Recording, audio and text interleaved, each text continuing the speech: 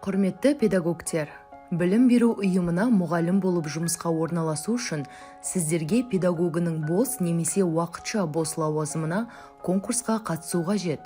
Конкурсты білім беру ұйымы өткізеді. Бос лауазымдардағы әр педагогке сағат саны педагогтың 1,5 мөлшерлемесінен аспауы керек.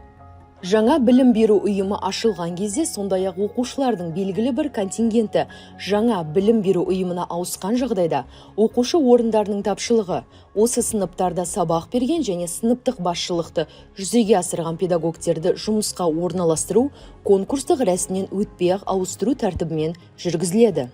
Конкурс кезеңдері.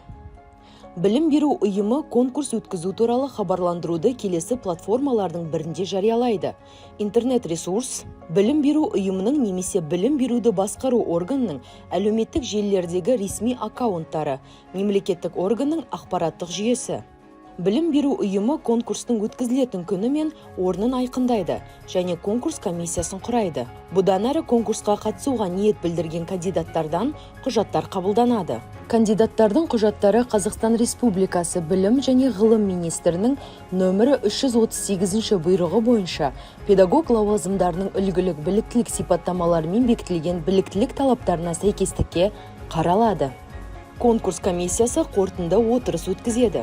Конкурсқа қатысуға құжаттар 7 жұмыс күн ішінде қабылданады. Кандидат үшін құжаттар тізбесі.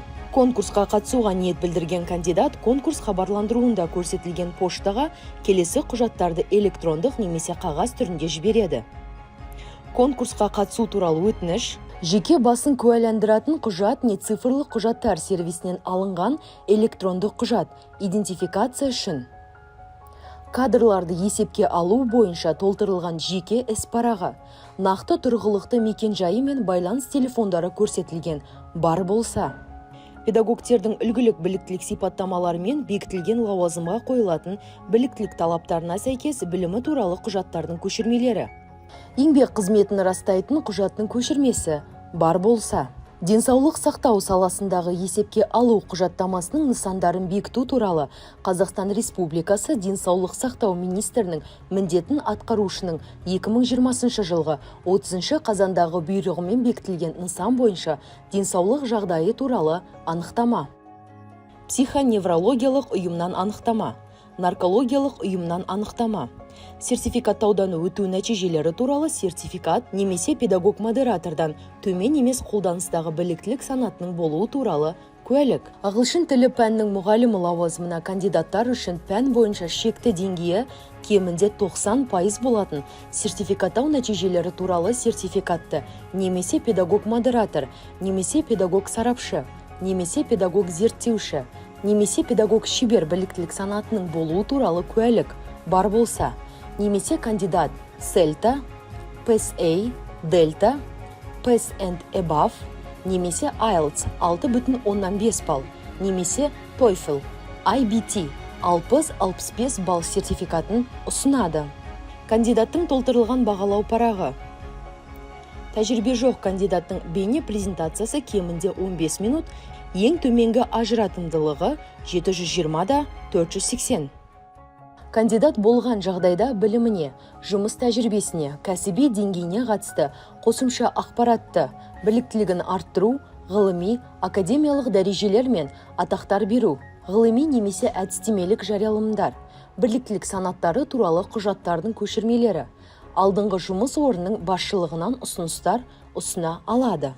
Тізбедегі көрсетілген құжаттардың біреуінің болмауы құжаттарды кандидатқа қайтару үшін негіз болады.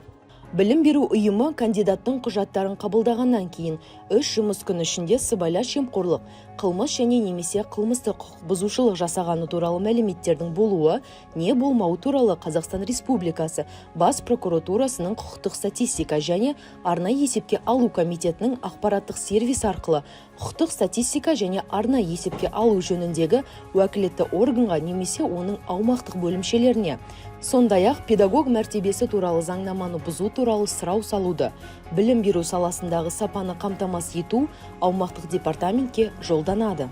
Қазақстан Республикасының қолданыстағы заңнамасына сәйкес жұмысқа орналасуға тыйым салатын сыбайлас жемқорлық қылмыс және немесе қылмыстық құқық бұзушылық және немесе педагог мәртебесі туралы заңнаманы бұзушылық жасалғаны туралы мәліметтер анықталған кезде педагог кез келген кезеңде конкурстан шеттетіледі.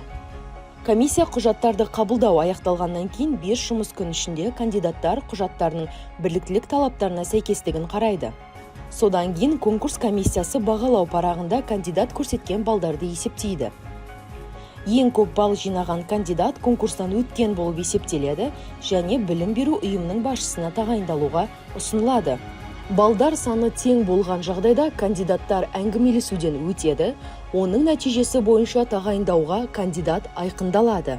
Педагогтердің үлгілік біліктілік сипаттамаларымен бекітілген және конкурстық комиссияның оң қорытындысын алған біліктілік талаптарына сәйкес келетін кандидатпен білім беру ұйымының басшысы еңбек шартын жасасады және жұмысқа қабылдау туралы бұйрық шығарады. Конкурс нәтижелері кандидатқа электрондық поштасына жіберілетін немесе өтініште көрсетілген телефон нөмірі арқылы хабарланады.